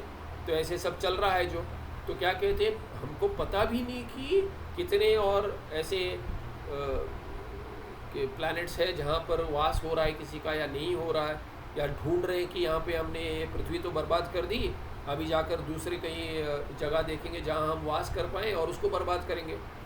तो मनुष्य का ये कार्य है, कलयुग है, तो क्या है कि आक्रमण, जैसे अभी दूसरे देश पर आक्रमण करते थे राजा ऐसे इत्यादि, अभी क्या करें, दूसरी जगह ढूंढ रहे, पृथ्वी तो अभी यहाँ पे रहने लायक नहीं रहेगी, आगे जाकर ये सब, कोई पानी भी नहीं रहेगा, ये नहीं रहेगा, तो जहाँ जाएंगे मार्स पर वास करेंगे, चंद्र पे वास करेंगे, या कहीं और देखेंगे कोई पृथ्वी जैसा तुल्य मिल जाए, वहाँ पे पानी मिल जाए तो वहाँ करेंगे, बाकी छोड़ देंगे, ये आप संभालो, हम चलेंगे वहाँ पे। तो ऐसे भी चल रहा है, तो वहाँ पे प्रजा बसाएंगे, हम राजा बनेंगे इत्यादि बहुत चल रहा है। तो कितना होगा किसको पता, तो इसका अंत नहीं है। तो वैसे ही तो ब्रह्मांडानम अंतर्बहिश्च कह दिया, बाहर भी कुछ है, उसकी भी रचना ईश्वर ने की है। तो व्याप्य वर्तमानम अखंड परिपूर्ण चैतन्यम ब्रह्म इत्युच्यते। पर ब्रह्म कौन है, इसके अंदर बाहर भी अगर कुछ है तो चैतन्य शुद्ध चैतन्य सच्चिदानंद ब्रह्म है, और वो महाकाश जैसे है। जैसे मेघाकाश के बाहर आकाश है, घटाकाश के बाहर आकाश है, उसको महाकाश कहते हैं। वो महाकाश भी वही है जो आज जिसको आप कह रहे हो मेघाकाश, और जलाकाश माने घट जल में स्थित जो है उसको कह रहे हो, या जलाकाश मेघ में स्थित जो है उसको कह रहे हो, वो सब क्या है, वो महाकाश ही है। इसलिए अंतर्बहिश्च, मेघ के अंदर उदाहरण में, और मेघ के बाहर, घट के अंदर घट के बाहर एक ही महाकाश है। वो क्या है, वो व्यापक तत्व है, अंतर्बहिश्च व्याप्यम वर्तमानम, जो अंदर और बाहर दोनों जगह है। व्याप्य माने सबको, सबके ऊपर अंदर बाहर एक रस एक रूप में जो स्थित है वो आकाश जो है। और उदाहरण में ये हो गया, और उदाहरण में क्या हो गया दार्ष्टान्तिक में, कि चैतन्य जो है शुद्ध चैतन्य वो ब्रह्मांड के अंदर बाहर भी वही एक है। अंदर बाहर करके वो सीमा तो चैतन्य को लेकर नहीं हो रही है, किसको लेकर हो रही है, वो तो शरीर को लेकर हो रही है। ब्रह्मांड माने ब्रह्म के अंड के शरीर को, माने यूनिवर्स या प्लैनेट को लेकर, या अपने शरीर को लेकर, व्यष्टि में समष्टि में भिन्न भिन्न शरीर को लेकर, ऐसे अंदर बाहर कह रहे हैं। और वो क्या है, एक ही अखंड है। अखंड माने जहाँ खंड नहीं है, एक रस है और परिपूर्ण है, उसमें कोई अपूर्णता है ही नहीं। वो चैतन्य क्या है, उस चैतन्य को ब्रह्म करके कह रहे थे, वो परिभाषा है ब्रह्म की। और भाष्य में भी कहा गया, प्रमाण देते इसके लिए, ऐसा क्यों कह रहे, भाष्य च उत्तम ब्रह्म शब्द से ही व्युत्पाद्यमानस्य नित्य शुद्धत्वादेव अर्था प्रतीयन्ते बृहते धातुर अर्थानुगमात्। तो ये व्याप्य वर्तते करके कह दिया कि ये अंदर और बाहर महाकाश जैसे है ब्रह्म, उसको ब्रह्म कहते हैं। क्यों, ये पहले देखा था हमने, ब्रह्म शब्द की व्युत्पत्ति कैसे होती है, बृहते, बृह माने बृहि वृद्धौ करके धातु है, बृहते है धातु हो अर्थानुगमात्, उसके अर्थ से समझ में आता है। कैसे बृह के धातु के अर्थ का ये कैसे समझ में आता है, उसका वृद्धि अर्थ है। तो क्या कहते हैं, ब्रह्म शब्द से जो बृहते धातु अर्थ है, बृहति धातु का अर्थ ब्रह्म शब्द है, और ब्रह्म शब्द से ही व्युत्पाद्यमानस्य नित्य शुद्धत्वादेव अर्था प्रतीयन्ते।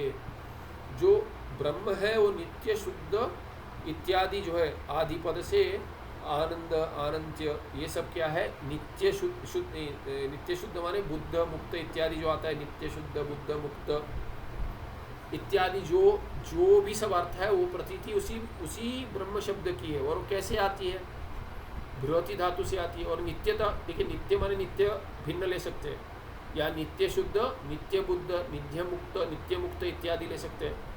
तो ये नित्यत्व कैसे ले लिया आपने, शुद्धता में भी, प्रतीति शुद्धता में भी नित्यत्व ही कैसे आएगी, क्योंकि ब्रह्म शब्द की उत्पत्ति ब्रूह धातु से हुई है, ब्रूहि वृद्धौ, उस धातु का अर्थ वृद्धि है। तो इसलिए जहाँ जहाँ शब्द लेंगे ब्रह्म का अर्थ, अगर आप शुद्धत्व लेंगे, बुद्धत्व लेंगे, वो सब नित्य बन जाएगा। कैसे नित्य बन जाएगा, कहते हैं वृद्धि का अर्थ नित्यत्व है। कैसे नित्यत्व है, वृद्धि का अर्थ नित्य कैसे बनेगा, वो आगे समझाएंगे। ये देखा था पहले, सर्वस्य आत्मत्वाच्च ब्रह्मास्तित्व प्रसिद्धि। ये ब्रह्म सूत्र के भाष्य में एक माने पहले अध्याय के पहले पाद में पहला सूत्र जो है, अथा तो ब्रह्म जिज्ञासा, उसमें उस भाष्य में ये कह रहे थे सर्वस्य आत्मत्वाच्च, और सभी का आत्मस्वरूप है। सभी का माने सभी प्राणियों का, सभी जो वस्तु है, सेंशियंट एंड इनसेंशियंट कहते हैं, प्राणी अप्राणी दोनों आ गए, स्थावर जंगम आ गए, उसका सब आत्मभूत यही है। वस्तुतः प्राणियों को लेकर, जीव को लेकर कहते हैं, फिर भी क्या है कि सबका स्वरूप जो है सत्ता रूप में प्रतीत होगा या सत्ता और भान रूप में प्रतीत होगा। जहाँ प्राण है वहाँ भान भी होगा, कि चैतन्य रूप में प्रतीति होगी उसकी, तो चित्त भी अभिव्यक्त हो जाएगा। कहीं अभिव्यक्त चित्त नहीं होगा, जहाँ अंतःकरण नहीं है वहाँ चैतन्य की अभिव्यक्ति नहीं होगी। जहाँ अंतःकरण नहीं माने जहाँ पे ये पत्थर इत्यादि में, घटपटा इत्यादि में, जड़ वस्तुओं में अंतःकरण नहीं है, इसीलिए सत्ता की प्रतीति होती है पर प्रतिबिंब नहीं हो पाता, इसलिए वहाँ चैतन्य की स्फूर्ति नहीं दिखती, पर है वहाँ पे भी अभिव्यक्ति नहीं होती। तो कहते सर्वस्य आत्मत्वाच्च ब्रह्म अस्तित्व प्रसिद्धि, ब्रह्म की अस्तित्व प्रसिद्धि है कि सभी का आत्मभूत है, इसलिए क्या सत्ता जहाँ जहाँ दिख रही है वो ब्रह्म की सत्ता है, यही ब्रह्म की अस्तित्व की प्रसिद्धि है, ऐसे भाष्यकार भगवान कह देते। और रत्न प्रभायाम, रत्न प्रभा ने भाष्य रत्न प्रभा करके एक टीका इसके ऊपर व्याख्या है, व्याख्यान, उस व्याख्या में क्या कहा है, सच अर्थो महत्व रूप इति व्याकरणात् निश्चीयते।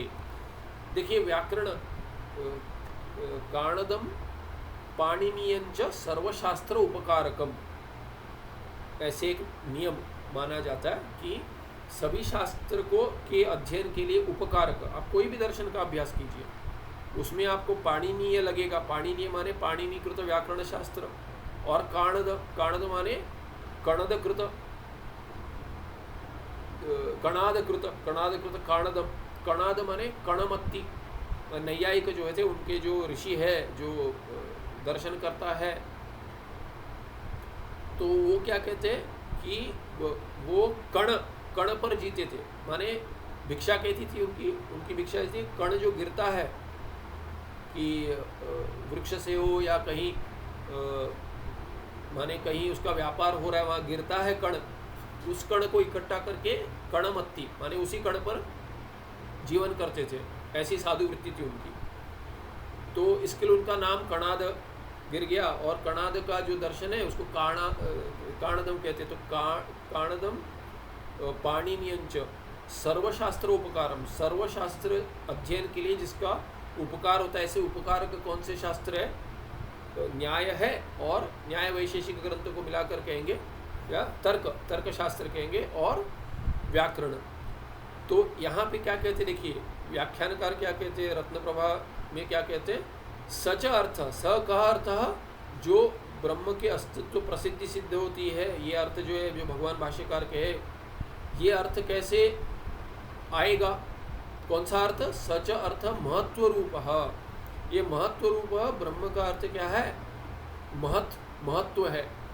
ये कैसे निश्चित करेंगे? ये निश्चय कैसे होगा? इति व्याकरणात् निश्चयते। व्याकरणान है, ये क्या है? व्याकरणात् निश्चयते, संधि होगी। तो व्याकरण से निश्चय करते इससे, इसका कैसे निश्चय होगा वो समझाते। ब्रीहि वृद्धौ इति स्मरणात्, किस धातु पाठ है? ब्रीहि वृद्धौ। ये ब्रीहि यहाँ पे अनुनासिक है, तो ये चला जाएगा, भ्रू रह जाएगा, फिर मनिन प्रत्यय रहेगा, उसकी रूप सिद्ध हुई, ब्रह्म बन जाएगा। तो वृद्धौ, वृद्धौ माने विषय सप्तमी, वृद्धि के अर्थ में बृह धातु का प्रयोग होता है। ऐसे धातु पाठ में स्मरण करते, स्मृति माना जाता है उसको। साच वृद्धि, अभी एक वृद्धि है। वृद्धि माने क्या? बढ़ना, कि कुछ बढ़ता है उसको वृद्धि कहते हैं। कहते हैं आपकी वृद्धि हो जाए। अगर कोई ऊंचा हो रहा है, पदवी से हो या शरीर से ऊंचा हो रहा है, तो अगर ये लंबा है, बहुत ऊंचा है, वृद्धि हो रही है, देखो बढ़ रहा है। अगर वृद्धि हो रही है, मोटा भी हो रहा है, वृद्धि हो रही है कहते हैं। अगर धंधा बढ़ रहा है अपना, बहुत प्रगति हो रही है, तो कहते हैं वृद्धि हो रही है, उसकी वृद्धि हो रही है। तो कहते हैं कुछ भी अगर वृद्धि हो रही है तो कहीं तो कहना पड़ेगा वृद्धि होने कितना बड़ा, महत्वार्थ हो गया, कितना कितना महत्व, कितना, इसकी तो बहुत वृद्धि है। तो वृद्धि जो हो रही है उसकी कोई सीमा है क्या, कि क्या कितना बड़ा है? तो साच वृद्धि निरवधिक महत्वम इति संकोचका भावात। क्या कहते, संकोचक नहीं उसमें कोई, कि कितनी वृद्धि है नहीं बता गया। वृद्धि के अर्थ में बृह धातु का प्रयोग होता है। तो अभी कहीं वृद्धि है, कितनी वृद्धि है कहेंगे, अरे इसकी वृद्धि उसकी तुलना से अधिक है, कि कहेंगे वृद्धि, अभी पर्वत की वृद्धि जो है वो हाथी की वृद्धि से बड़ी है। कितना भी बड़ा हाथी हो, जंगली हाथी हो, बहुत बड़ा होता है, कितना बड़ा होगा। इसलिए कहते हैं कि हिंदी में कहावत है, अब आया ऊँट पहाड़ के नीचे। क्या अर्थ हो गया? ऊँट बहुत लंबा है, हाथी से भी लंबा होता है, उसकी गर्दन इतनी ऊंची होती है, ऊपर सर बहुत ऊपर होता है। फिर भी क्या होता है, पर्वत से गुजरे जाएगा जब, तभी पर्वत तो उससे ऊपर है, उसको भी ऊपर देखना पड़ता है। पर्वत अगर देखेगा, माने अगर कुछ खाना चाह रहा है, पर्वत के ऊपर कुछ ऊपर जाने पेड़ लगा हुआ है, तो ऐसे नीचे झुक कर नहीं खा सकता है। झुक खाने के लिए वैसे बाकी जगह क्या है, गर्दन झुकाता था, अभी गर्दन और लंबी करनी पड़ेगी, तो नहीं पहुंच रहा है फिर भी।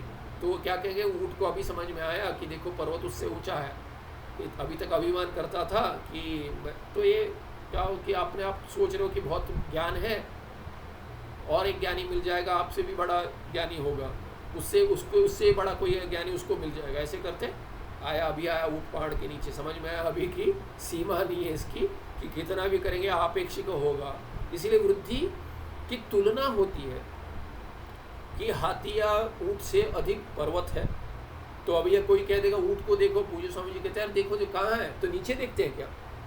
अगर मच्छर है, देखो कितना बड़ा मच्छर है, देखो देखो करके हाथ दिखाएंगे तो ऊपर देखते हैं नहीं, कहाँ दिखते हैं? हाथ पर दिखते हैं। और बड़ा मच्छर है कहेंगे तो क्या आपने जो बड़ा मच्छर माने कितना, इससे इतना होगा, कितना होगा बड़ा मच्छर उसको कह देंगे। पर बड़ा मच्छर और बड़े हाथी में अंतर है कि नहीं? हाथी अगर बड़ा है, देखो इतना बड़ा हाथी, मैंने आपने जो हाथी देखा उससे ही बड़ा अगर जंगली हाथी तो अरे इतना बड़ा हाथी, अरे बड़े हाथी को देखो तो वो ऊपर देखेंगे, थोड़ी नीचे देखेंगे।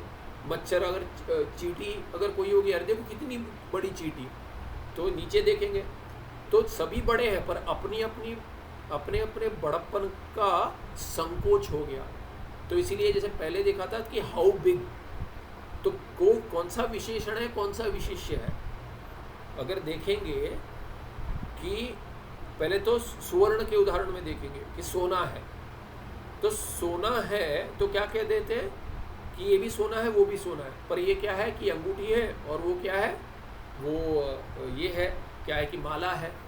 तो माला जो सोना है तो क्या कहेंगे, ये सोने की माला कहते हैं। और किससे अगर देखिए विशेषण क्यों जुड़ता है, किसी से भिन्नता करते हैं, तो जब भी कहेंगे ये भी माला है वो भी माला है, पर क्या है कि अरे ये तो यार ये सोना ऐसा नहीं है, ऐसा अच्छा नहीं है, क्यों? क्योंकि इसमें मिश्रण हो गया। तो कहते क्या मिला दिया, पीतल मिला दिया। तो कहेंगे अरे ये तो पीतल की माला है, वो सोने की है, वो चांदी की माला है, ऐसे कहते हैं। तो विशेषण क्या हो गया यहाँ पे? माला विशेषण नहीं है, माला विशेष्य हो गया, विशिष्ट हो गया। किससे? विशेषण से। कौन सा विशेषण है?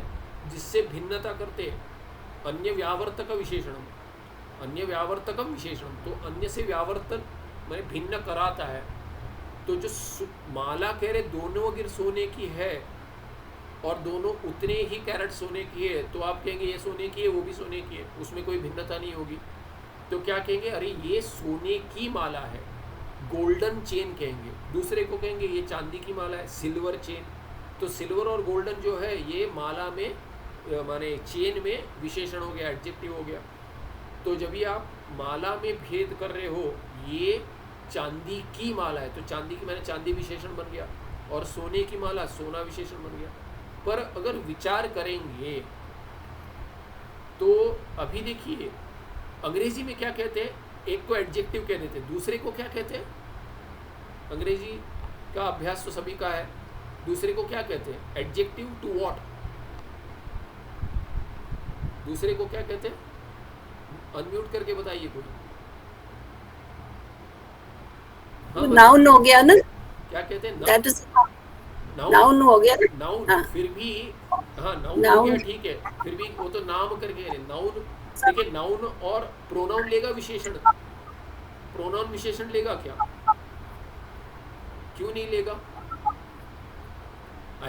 ये कह सकता हूँ ना, that which is silver, that which is golden, तो प्रोनाउन भी लेगा।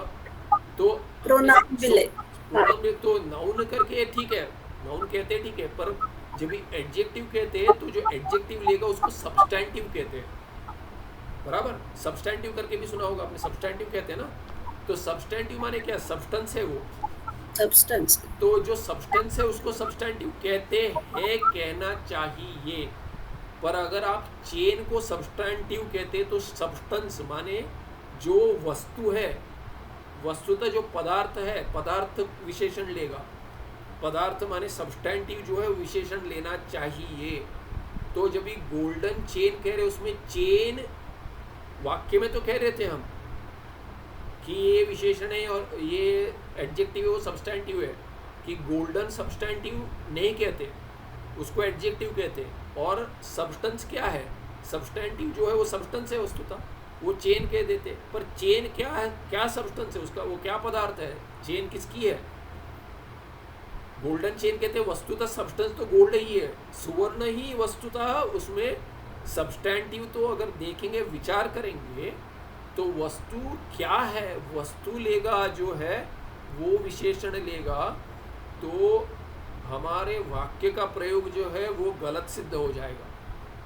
क्योंकि क्या कहना चाहिए हमको, हमको कहना चाहिए कि सुवर्ण जो है वो माला के रूप में है, और ये जो है वो चांदी माला के रूप में। क्योंकि अगर कह देंगे ठीक है विशेषण हटा दो तो आपका सब्सटेंटिव बचेगा, चेन बचेगा। अगर विशेषण जो है वही है मुख्य वहाँ पे, तो आपका कैसे विशेष्य, कैसे आपका ये बन गया, माला कैसे विशेष्य बन गई, विशिष्ट बन गई। तो वाक्य में कह रहे थे, पर देखा जाएगा तो क्या है कि माला के रूप में सुवर्ण का संकोच हो गया, चांदी के रूप में चांदी का संकोच हो गया माला के रूप में, अंगूठी के रूप में सोने का संकोच हो गया। तो वैसे आपको कहना चाहिए कि ये gold in the form of necklace, gold is in the form of necklace, या gold in the form of ring, silver in the form of necklace, silver in the form of ring. इसलिए अगर देखेंगे तो वस्तुतः तो संकोच हो रहा है पदार्थ का, पदार्थ है सोना चांदी, और संकोच हो रहा है भिन्न भिन्न आकार में, भिन्न भिन्न प्रमाण में। वैसे ये ब्रह्म क्या है, वही वस्तुतः सब्सटैंटिव है, पदार्थ तो ब्रह्म ही है, उसका संकोच होना चाहिए इस रूप में उस रूप में। पर जब ये वृद्धि कह दी तो उदाहरण में देख रहे थे हाथी, तो कहते बिग एलिफेंट, और तुलना करते किससे, बिग माउंटेन या बिग मॉस्किटो, बड़ा मच्छर है, बड़ा हाथी है, बड़ा पर्वत है। अभी इन तीनों उदाहरणों में क्या समान है, पद कौन सा समान है, बड़ा, बड़ा हाथी, बड़ा पर्वत, बड़ा मच्छर, ठीक है, या बड़ी चींटी। तो ये बड़ा जो शब्द है ये तीनों में समान है। तो अभी तीनों के बड़प्पन में, महत्व में भेद कैसे करेंगे, तो उसको मानेंगे हम विशिष्य, और विशेषण मानेंगे हाथी को, पर्वत को, और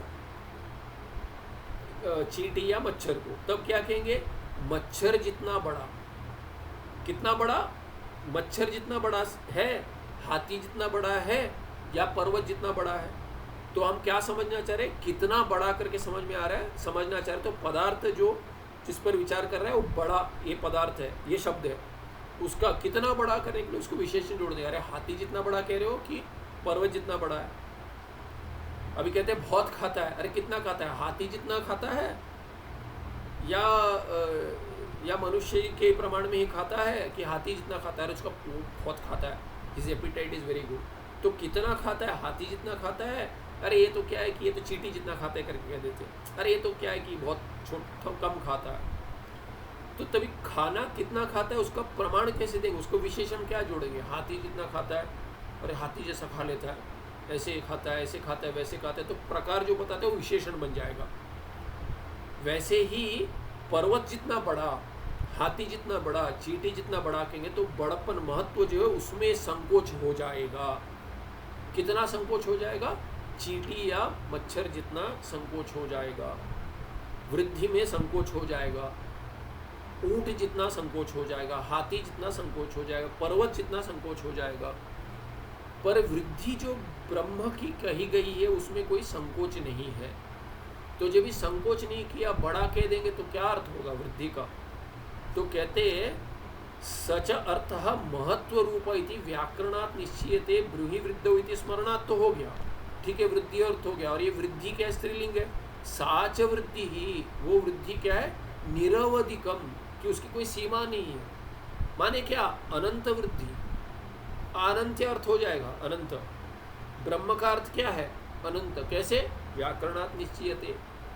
तो सच्चिदानंद ब्रह्म कह दिया, सत्यम ज्ञानम अनंतम, अनंतम करके अगर श्रुति कहती है, अगर नहीं कहती तो ये पता चल जाता। कैसे पता चल जाता, व्याकरण से, कि ये अनंत अर्थ है इसका। कैसे, निरवधिकम महत्वम इति संकोचा भावात, कोई संकोच नहीं किया उधर। धातु पाठ में कहीं संकोच नहीं किया, ब्रूहि वृद्धौ के दिया, वृद्धि कितनी वृद्धि बताई है, नहीं बताई है। इसलिए क्या अर्थ हो गया, असंकोचित हो गया, उसका संकोच नहीं है। संकोच का अभावात श्रुतौ अनंत पदेन सब प्रयोगाच ज्ञायते, ये स्मृति हो गया। और श्रुति में क्या कहते हैं, सत्यम ज्ञानम अनंतम ब्रह्म, अनंतम ब्रह्म करके कह दिया। इसलिए अनंत पद से भी इस प्रयोग से श्रुति में हुआ है इसलिए ज्ञायते, इसलिए ये अर्थ समझ में आता है। क्या अर्थ समझ में आता है कि वृद्धि ब्रह्म की जो है वो अर्थ क्या है, निरतिशय है, निरवधिक महत्व है। इति अतो बृहणाद ब्रह्म इति व्युत्पत्त्या, इसीलिए अर्थ क्या, बृहणाद कि इसकी वृद्धि जो है ये निरवधिक है, माने इसकी कोई सीमा नहीं है, माने अनंत है। ऐसे व्युत्पत्ति से व्युत्पत्त्या देश काल वस्तुकृत परिच्छेद अभाव रूपम नित्यत्व प्रतीयते। इसलिए नित्यत्व अर्थ कैसे हो गया, नित्य ये अर्थ दे दिया यहाँ पे, क्या कह दिया यहाँ पे, कह दिया नित्य शुद्धत्वादयो अर्था प्रतीयन्ते। भगवान भाष्यकार ने कह दिया कि कैसे आपने नित्य का अर्थ लिखा दिया, प्रतीति कैसे हो रही है, बोलते ब्रह्म शब्द की व्युत्पाद्यमानस्य, उसकी व्युत्पत्ति ऐसी है, व्युत्पाद्यमानस्य नित्य शुद्धत्वादयो अर्था प्रतीयन्ते। कथम कुतः, कैसे आ गया अर्थ, तो रत्न प्रवाह में कह दिया व्याख्या में कि ये ब्रह्मवृद्धौ इति स्मरणात् व्याकरणात् निश्चीयते। भगवान भाष्यकार ने व्याकरण से निर्णय ले लिया, और स्मृति में ही नहीं आया, श्रुति में भी आया है, श्रुति में अनंत पद है, इसीलिए नित्यत्व अर्थ निकल जाएगा।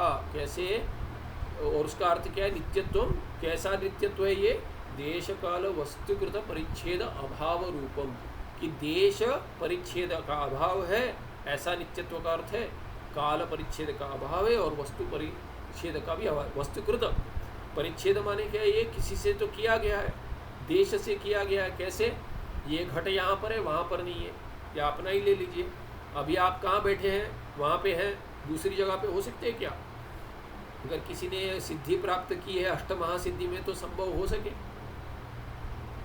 महासिद्धियों में कुछ है कि दो दो जगह पर, एक हमारे गुरुजी दो दो जगह पर हैं, ठीक है, दो जगह पर तीसरी पर होंगे क्या, पूछेंगे तो बोलेंगे आपसे तो बात ही नहीं करनी कि कैसे हमारे गुरुजी में हमारी श्रद्धा है, आपसे बात ही नहीं करें। क्यों, हमने पूछ लिया कि अरे दो जगह पर तीसरी जगह पे होंगे क्या, तो कहेंगे चलिए तीसरी जगह पे हो जाएंगे, चलिए 10 जगह पे होंगे क्या, सीमा नहीं है इसकी।